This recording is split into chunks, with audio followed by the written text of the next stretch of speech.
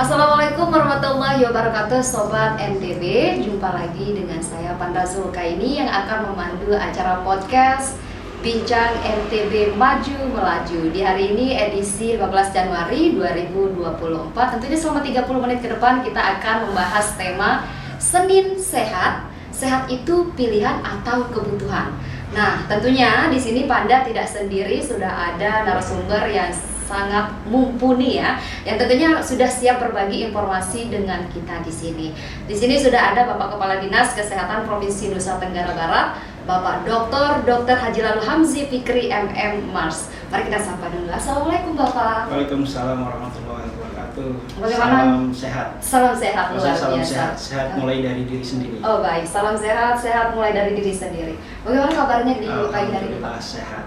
Dan Jadi juga kalau sehat. ditanya sehat ya. Oh, sehat. Jadi harus sehat ya Pak? Alhamdulillah. Alhamdulillah sehat.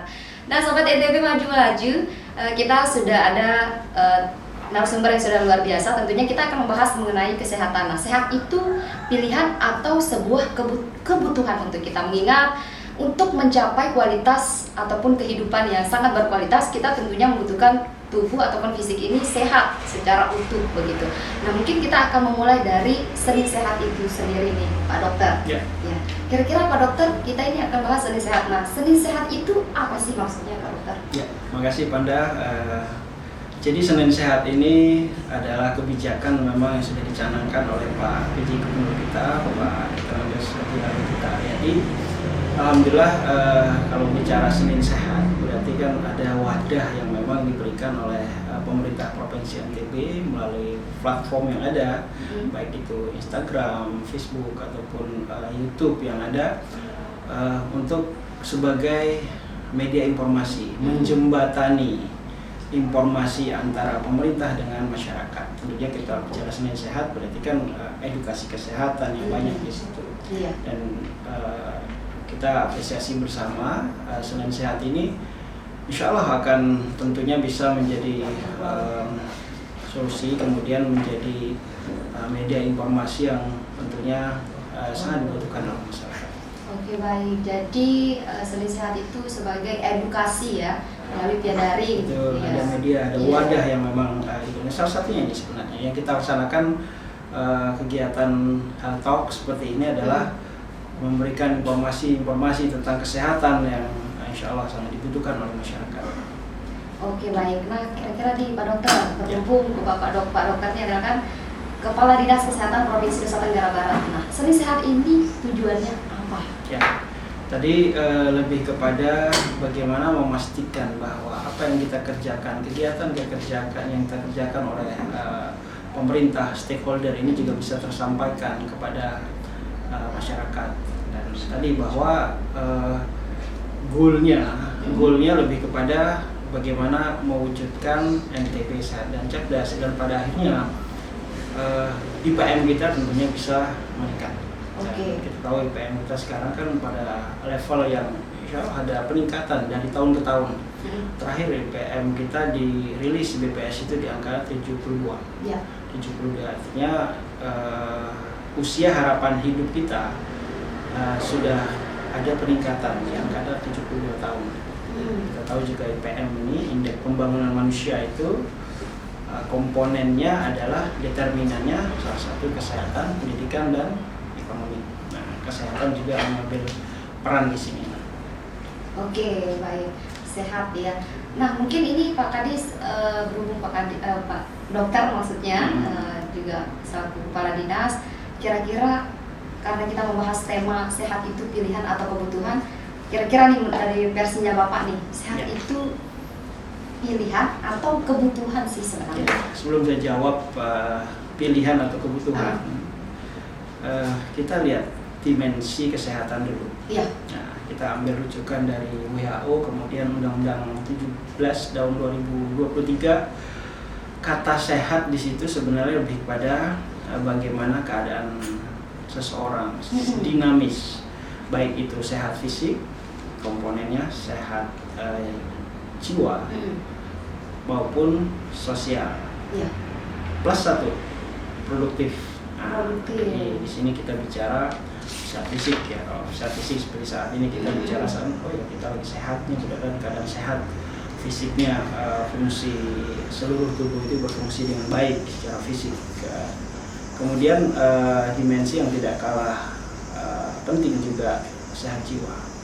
Sehat jiwa, kita bicara sehat jiwa ini kan sesuatu yang tidak tampak, ya, tapi akan sangat berpengaruh terhadap kondisi kesehatan fisik seseorang. Ya. Nah, baru juga kita bicara komponen sehat sosial. Sosial artinya bagaimana interaksi sosial kita dengan lingkungan. Kemudian arahnya kalau sehat ini paripurna tadi, fisik, kemudian jiwa ataupun sosial, orang akan bisa hidup secara produktif. Ya.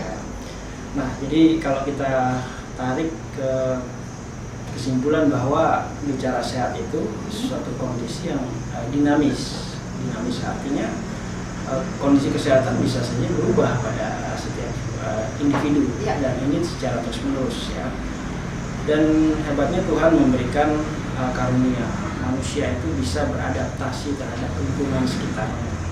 Ini baik itu lingkungan internal ataupun eksternal. Dan tadi kalau kita bicara kesehatan, bicara komprehensif, pertanyaannya sudahkah kita sehat secara fisik, kemudian sehat secara jiwa, kemudian sosial, dan goalnya adalah sehat bisa produktif. Sosial ya, produktif.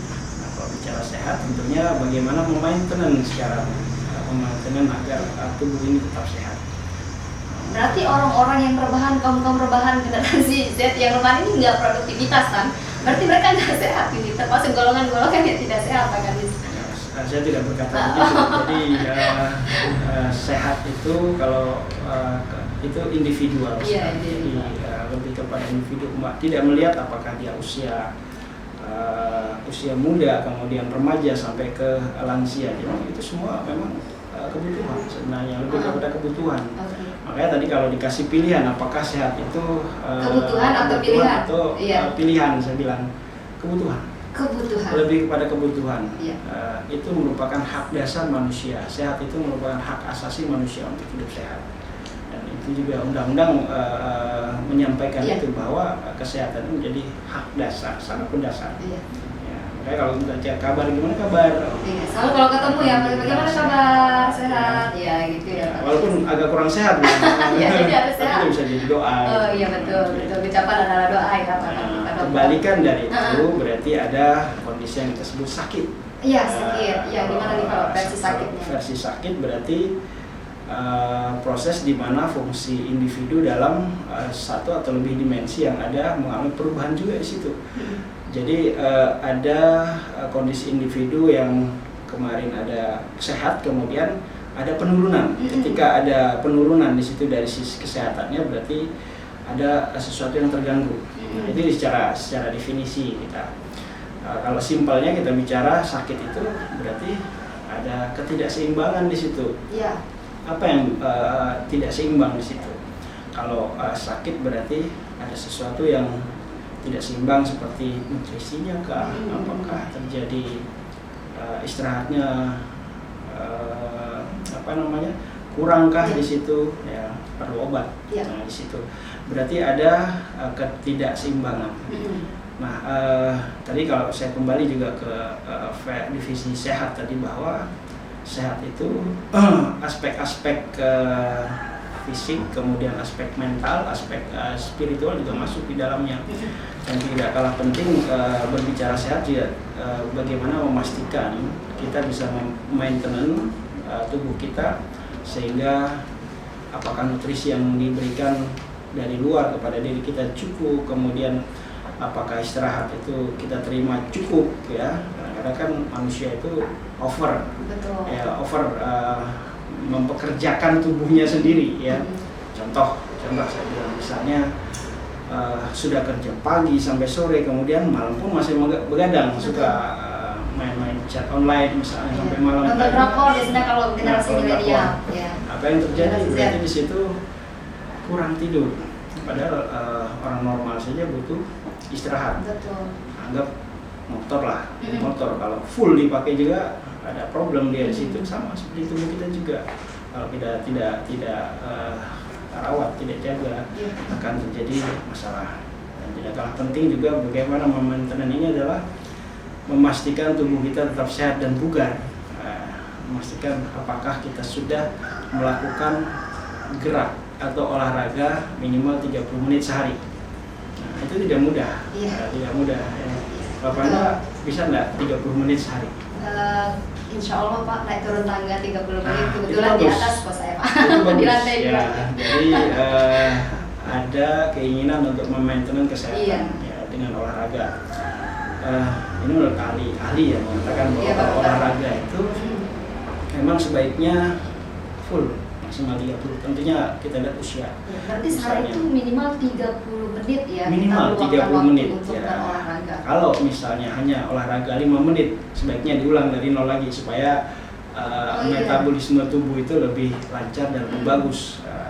Kemudian tidak kalah penting juga yang menunjang aspek kesehatan ini tadi sosial ya tadi ya, sosial. Kemudian akan terkait dengan lingkungan dan juga kehidupan sosial seseorang. Ini juga tidak kalah penting, bagaimana kita berinteraksi dengan lingkungan sosial kita sehingga kesehatan secara paripurna itu tetap terjaga.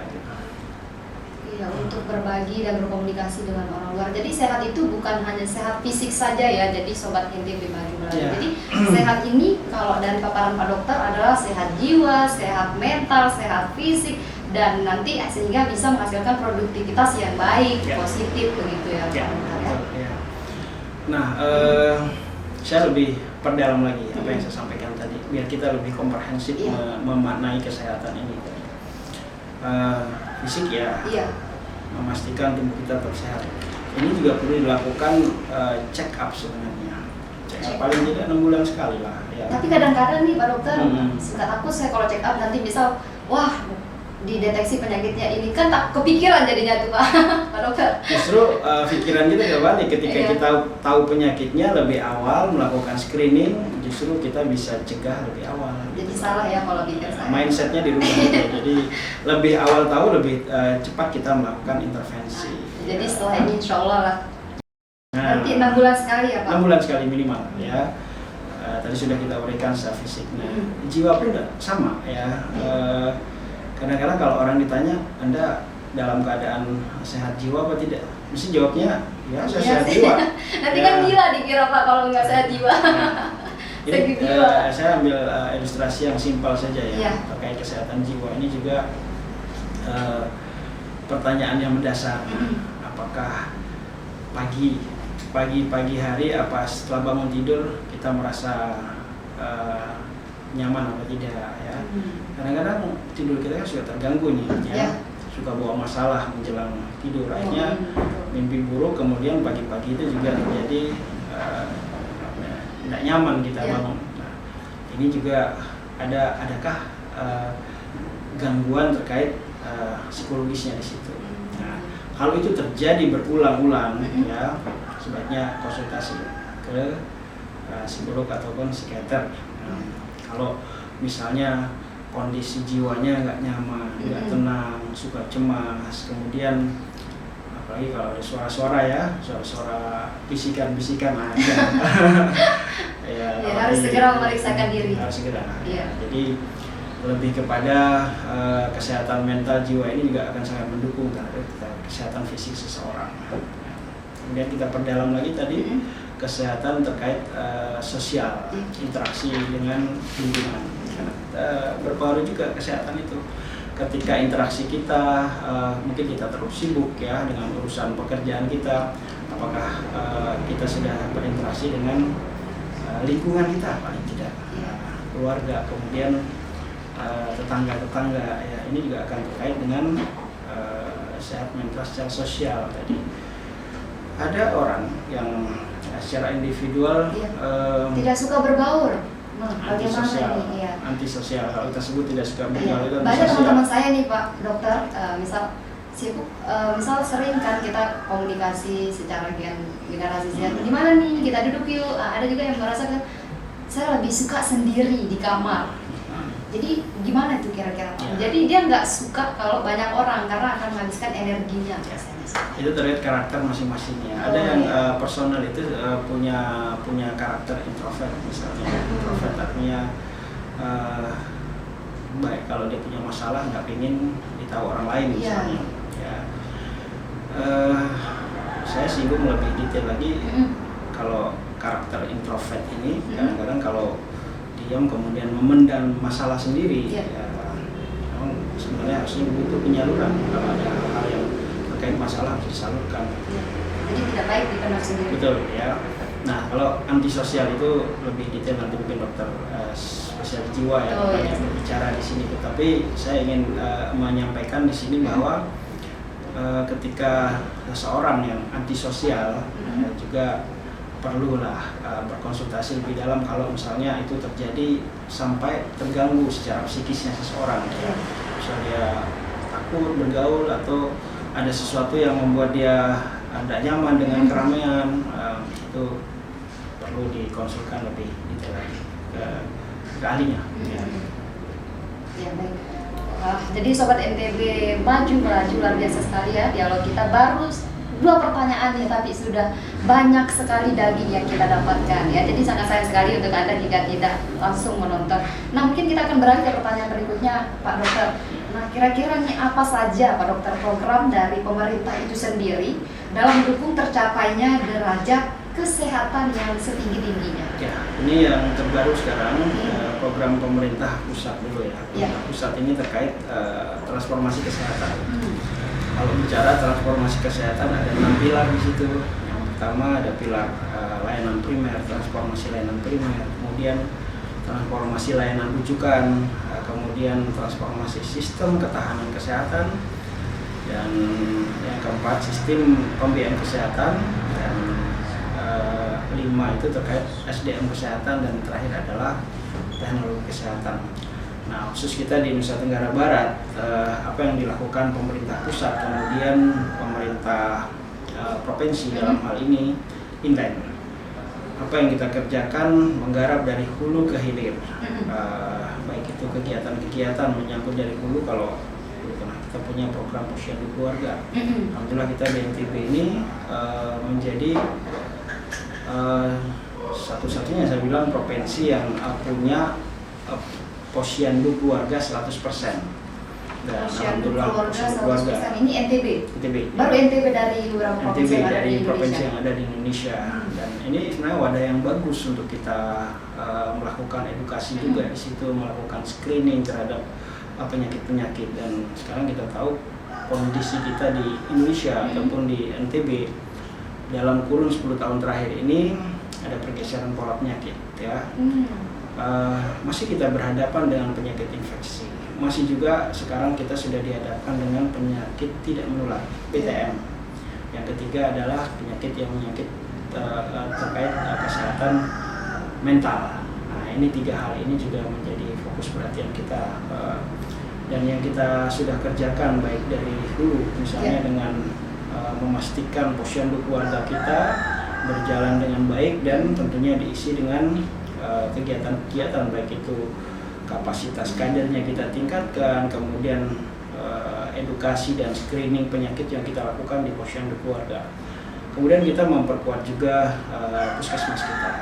Ada puskesmas kita sekitar 176 puskesmas, 43 rumah sakit dan klinik-klinik. Ini juga menjadi apa yang sudah kita kerjakan, menguatkan dari sisi akses dan kualitas layanan. Itu secara terus-menerus kita lakukan. Jadi secara terus-menerus untuk ditingkatkan untuk fasilitas kesehatan yang ada di Betul, puskesmas. ya, termasuk di dalamnya adalah kegiatan-kegiatan yang sekarang menjadi program nasional juga kita dorong juga, dan ini sudah kita lakukan isu stunting. Ya. Isu stunting berarti tidak lepas dari isu bagaimana program kesehatan gizi masyarakat kita. Dan alhamdulillah stunting kita juga dari tahun ke tahun semakin menurun, karena satu kita punya base data yang sangat bagus, data PPGBM, dan entry kita yang terakhir di atas 98%, dan ini menjadi modal kita sudah punya data by name by address. Kemudian kegiatan-kegiatan lain tentunya kaitannya program lingkungan. Kita juga punya namanya kegiatan STBM, mungkin pernah dengar ya. Kita punya sanitasi total berbasis masyarakat. STBM ini diapresiasi juga oleh pemerintah pusat. Apa yang kita lakukan dengan mengintervensi aspek lingkungan. Kalau kita bicara aspek lingkungan juga tidak lepas dari derajat kesehatan itu pengaruhnya sama lingkungan. Lingkungan punya kontribusi yang sangat besar ya, hampir 45%.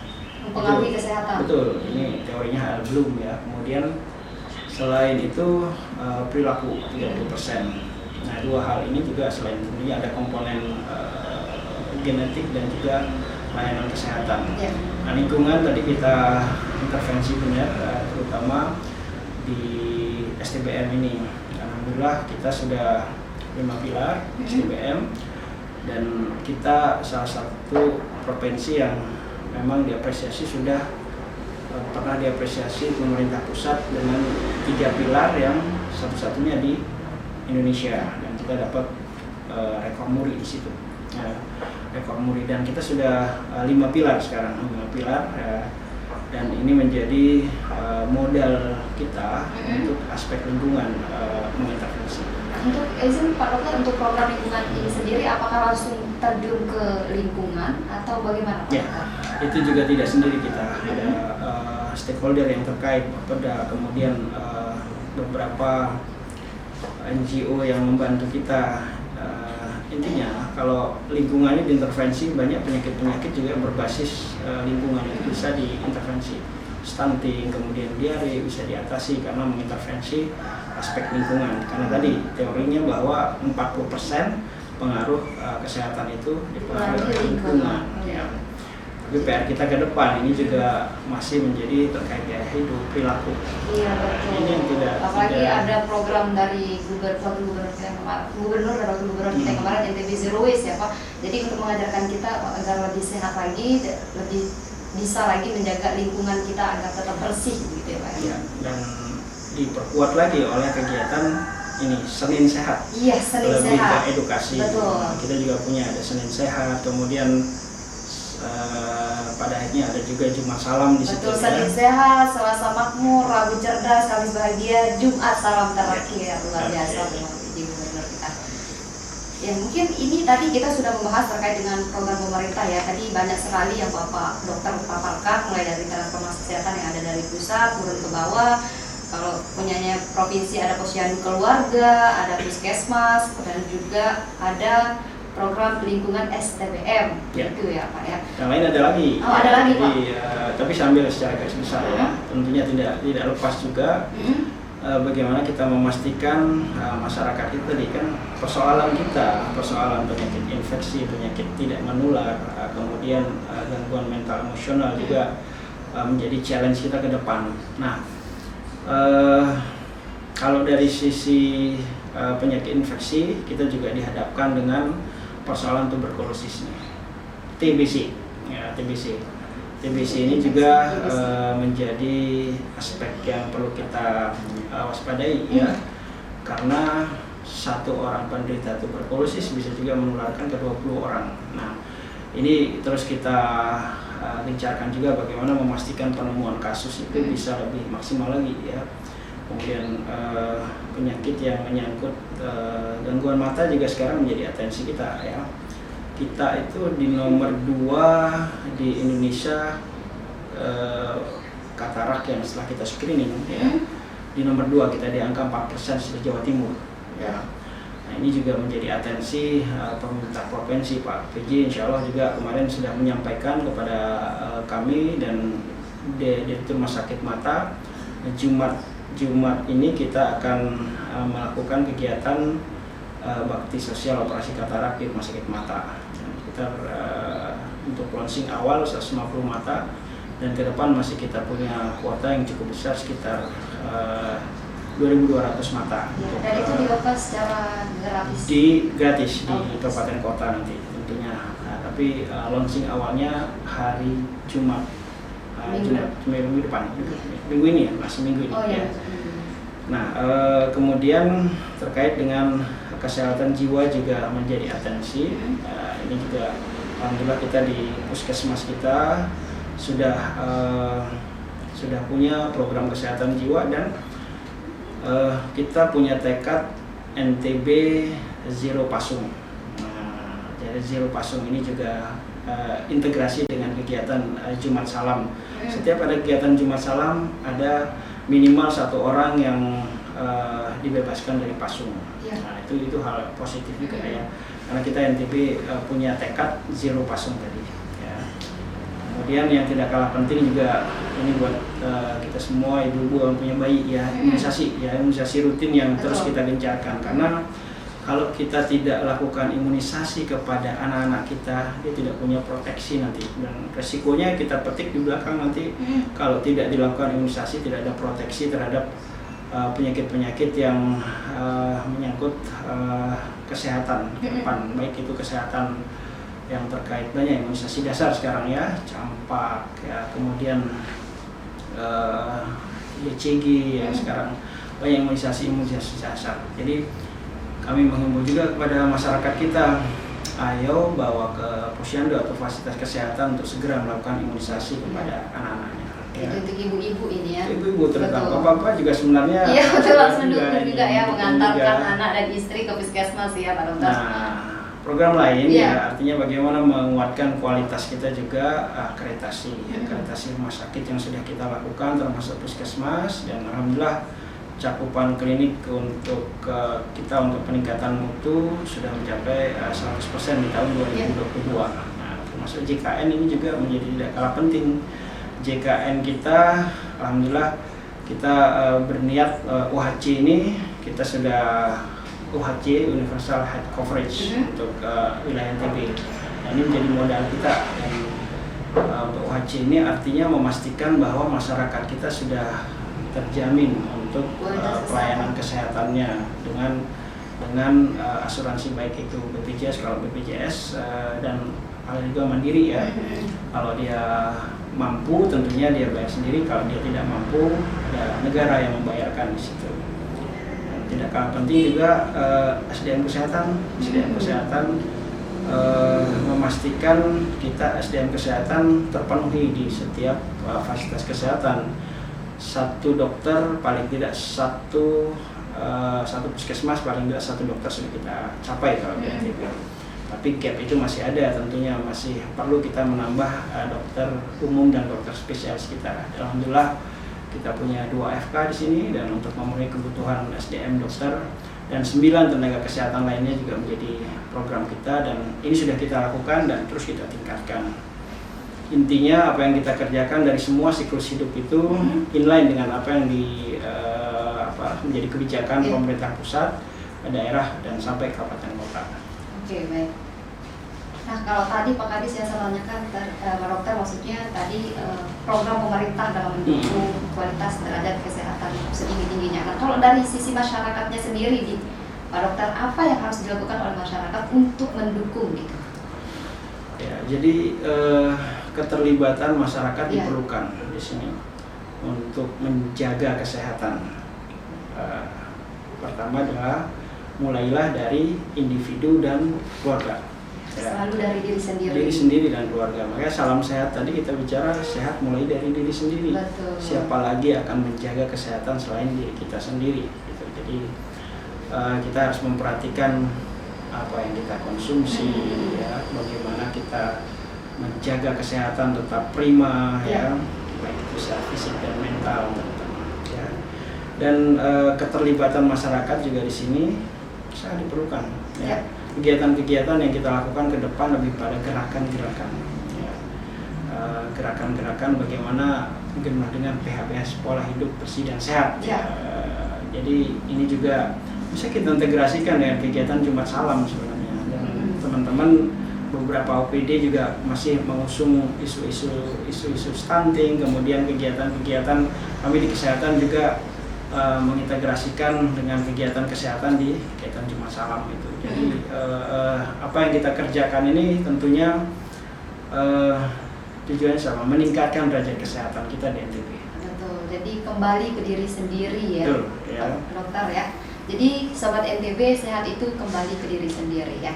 Nah, kira-kira nih Pak Dokter, tanggapan Pak Dokter dengan pola hidup modern yang zaman sekarang yang serba instan yang dikonsumsi oleh generasi Z, generasi milenial, seperti mengkonsumsi makanan siap saji, lalu smart technology. Nah, apakah itu berpengaruh pada pada kesehatan kita, Pak? Ya. Dengan pola hidup yang seperti itulah kira-kira Pak Dokter. Ya, tadi di awal saya sampaikan bahwa perilaku itu ada punya korelasi terhadap kesehatan.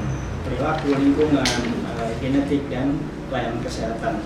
Perilaku itu posisi kontribusinya sekitar 30%.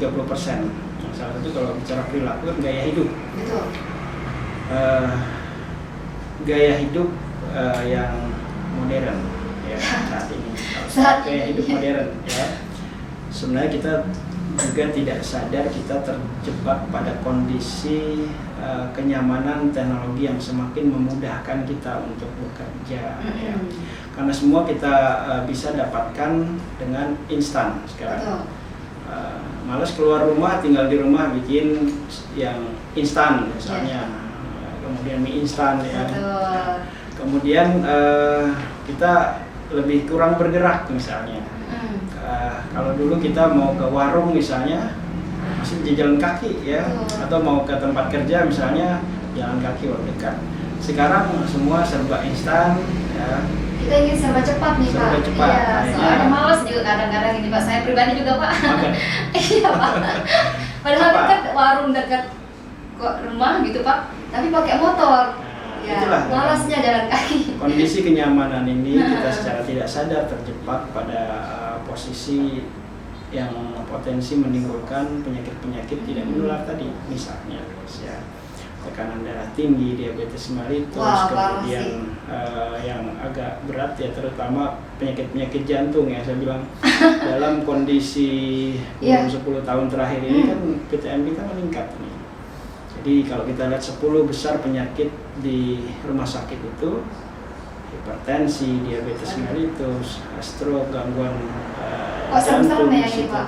Nah, ya, kemarin sudah tadi akibat tadi ya. Yang semua secara tidak sadar membuat kita terjebak dalam kondisi kenyamanan gitu.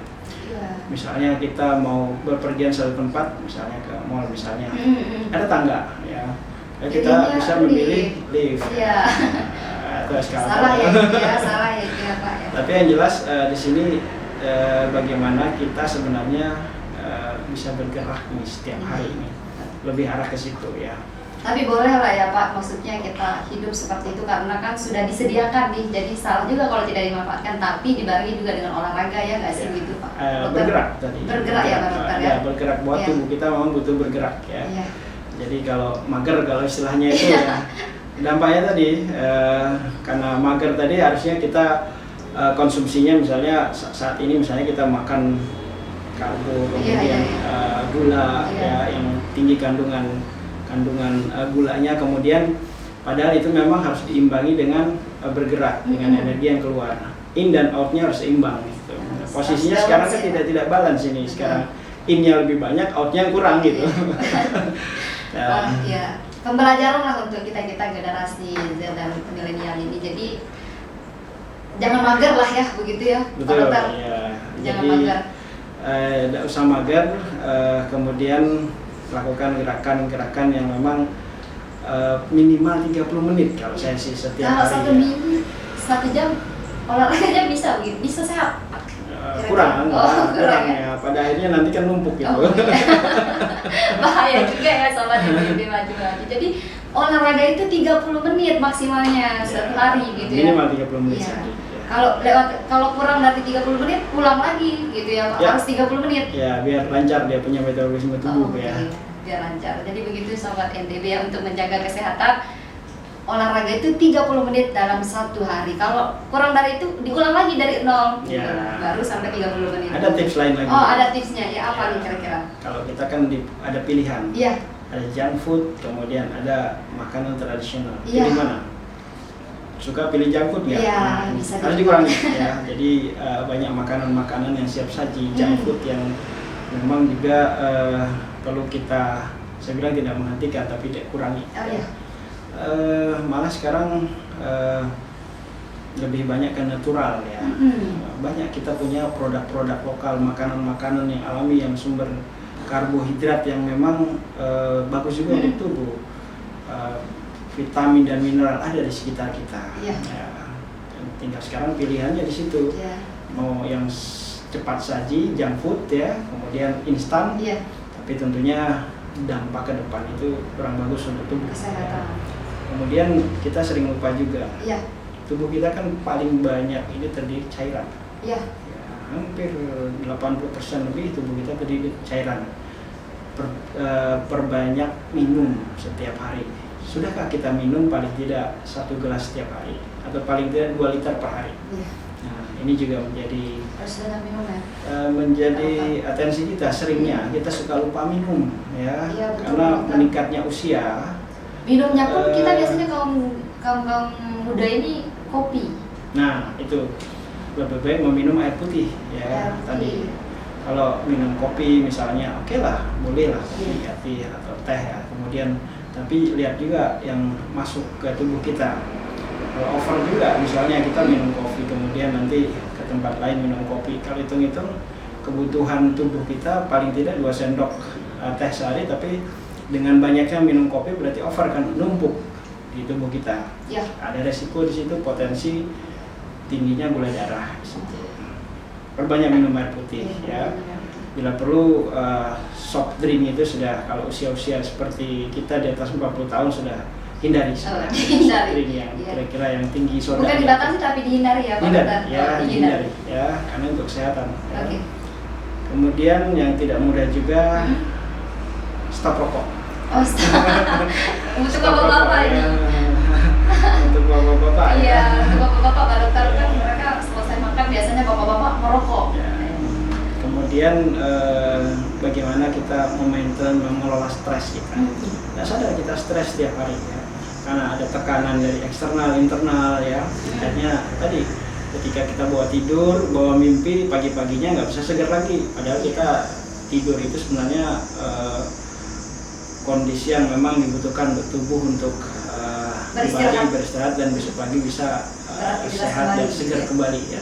Tapi seringnya kadang kita bawa masalah, keseharian kita dibawa dalam tidur kita, pagi-pagi nggak bisa segar dan bugar gitu. Jadi mengelola stres ini juga hal yang prinsipal ya. Kan masalah itu bukan pada masalahnya, tetapi bagaimana seseorang how to manage stress ya, bagaimana mengelola memanage persoalan itu, bagaimana sikap mental kita menghadapi masalah. Setiap orang punya masalah. Betul. Ya kan, karena punya masalah kan. Betul. Punya masalah, tetapi sekarang bukan besar kecil itu masalah, tapi bagaimana kesiapan mental seseorang untuk menghadapi masalah. Nah, masalahnya seringkali bukan terdapat di masalahnya ya, Iya. Pak Aris, tapi solusi untuk menyelesaikannya. sikap mental kita Sikap untuk mental kita. menyelesaikan masalah, dan ini memang butuh bagaimana memanage stres. Iya. Ketika ada persoalan, kita cepat bisa menetralisir. Misalnya kita baru bicara seorang, kemudian menyinggung perasaan kita, kemudian kita sakit hati, kecewa, dipendam, sampai didiamkan sampai berbulan-bulan. Banyak. Jadi siapa? Kita sendiri. karena tadi memendam persoalan. Kembali tadi, sikap mentalnya gimana? Kalau sikap mental ketika ada masalah, ya kalau mindsetnya, kalau saya memendam, saya marah sama seorang, saya rugi. Lebih baik saya tidak perlu marah, menetralisir pikiran dan perasaan saya sehingga lebih nyaman. Yang rugi kan tadi diri sendiri, energi kita banyak terbuang karena tadi memendam masalah. Nah, itu contoh untuk bagaimana mengelola stres. Ya. Bagaimana mengelola stres, kembali ke bagaimana cara kita menyelesaikan ya. Ya, how to solve the problem dengan mindset kita ya, dengan sikap mental. Kalau bahasa saya sikap mental saja. Sikap mental ya. Satu pertanyaan lagi nih Pak Dokter. Nah, kira-kira apa yang bisa kita lakukan untuk tetap sehat dengan pola hidup kita yang dinamis? Nah, bagaimana kira-kira Pak Dokter? Ya. Simple, kalimat simple yang saya sampaikan, cukup makan, cukup bergerak, cukup istirahat. Cukup makan, cukup bergerak, dan cukup istirahat. Ya. Hanya 3 kuncinya. 3 ya. Kalau mungkin satu lagi nih Pak Dokter, untuk kita nih jurnalisnya Pemprov, nah kiat-kiat untuk sehat, nah kira-kira seperti agar nanti kinerjanya semakin bagus gitu. Yang simpel saja, jadi karena akan menyangkut kesehatan secara holistik, komprehensif tadi, tetap jaga tubuh ini tetap prima. Iya. Ya, bagaimana menjaga tubuh ini tetap prima? Tentunya tadi memperhatikan apa yang masuk ke tubuh kita, ya, baik itu kuantitas dan kualitasnya, itu sangat penting. Kemudian kalau terkait minum dan sudah masuk di dalamnya, menjaga minum, menjaga nutrisi tubuh, ya sudah masuk di dalam, termasuk cairan tadi. Kemudian yang kedua adalah bagaimana tetap menjaga hati, menjaga pikiran tetap tenang, mental, spiritual tetap tenang tadi. Bagaimana memanage stres. Ini harus dilatih. Memanage stres itu akan berkait dengan tadi yang saya sampaikan, sikap mental kita terhadap masalah yang kita hadapi dari eksternal dan internal. Ya. Yang ketiga adalah bagaimana menjaga hubungan sosial kita dengan teman kita di kantor, kemudian tetangga kita.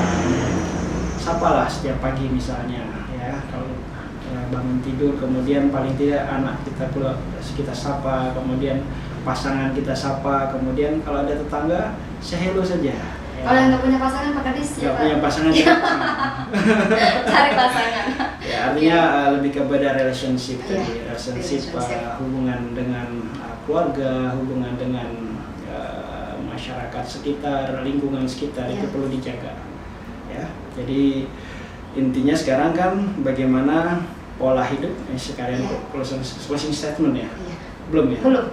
Ya, Ya, oke, atau itu mungkin aja langsung kuncinya. ya, oke, Ya, baik. jadi lebih kepada tadi bagaimana kita bisa memaintenan kesehatan ini secara konsisten. Oke. Ya, tadi holistik ya bicaranya, fisik, mental, sosial, ekonomi, dan kita akan produktif. Ya. Itu intinya ya. Dan sobat NTB Maju Melaju, tidak terasa bincang ataupun podcast kita NTB Maju Melaju dengan tema sehat itu pilihan atau kebutuhan, tentunya bersama Bapak Dokter Haji Lalu Hamzi Fikri MM Mars. Hari ini tidak terasa sudah berjalan 30 menit. Jadi mungkin kita minta sedikit closing statementnya dulu nih Pak. Ya, pertama bahwa sehat itu adalah impian semua orang. Jadi ini adalah kebutuhan dasar manusia. Ya. Jadi sehat jasmani, rohani, sosial, ekonomi. Kemudian sehat itu adalah kebutuhan, stressing pointnya, bukan pilihan. Betul. Nah, jadi sehat itu adalah kebutuhan, bukan pilihan. Dan tadi saya ingin menyampaikan closing statement bahwa sehat itu sebenarnya murah. Kalau kita bisa menjaga itu, karena ini menjadi aset kita. Aset. Kemudian kalau sudah sakit itu akan menjadi mahal, ya. Karena tentunya butuh biaya berobat, butuh biaya untuk mengobati itu semua. Menyesalnya biasa belakangan. Maka sekarang rawatlah kesehatan itu sebagai aset. Ya, jadi ini investasi kita nih. Kesehatan itu investasi dan akan menjadi murah kalau kita memainten itu. Dan akan menjadi mahal ketika kita sedih sakit, ya. Jadi lebih baik mencegah daripada mengobati. Betul, lebih baik mencegah daripada mengobati. Salam sehat. Salam sehat, sehat mulai dari diri sendiri. Betul. Salam sehat mulai dari diri Diri sendiri. Ya, baik. Terima kasih Pak Dokter. Baik, hari ini kasih, ya sudah meluangkan waktunya 30 menit berbincang. Tidak terasa 30 menit, mungkin lebih ya. Ini Pak Dokter. Alhamdulillah bisa berbagi. Mudah-mudahan bermanfaat. Betul sekali. Jadi sobat NTB, selain keluarga, sehat itu paling berharga, ya. Selain keluarga, jadi selain keluarga, harta yang paling berharga itu adalah keluarga. Nah, bayangkan nih berapa banyak biaya yang akan kita habiskan kalau kita sakit, belum biaya pengobatan, belum biaya rumah sakit, belum biaya untuk kita dirawat dan lain sebagainya. Nah, maka untuk itu kita harus menjaga kesehatan kita, dan itu adalah wajib hukumnya untuk kita agar terhindar dari macam-macam penyakit. Ya, begitu ya Pak Dokter ya. Dan sobat NTB Maju Melaju, itulah dia bincang kita pada pagi hari ini bersama Kepala Dinas Kesehatan Provinsi Nusa Tenggara Barat, Bapak Dr. Haji Lalu Hamzi Fikri MM Mars. Bersama saya Panda Zulkaidi, sampai jumpa di bincang ataupun podcast berikutnya. Terima kasih. Wassalamualaikum warahmatullahi wabarakatuh dan sampai jumpa. Waalaikumsalam warahmatullahi wabarakatuh.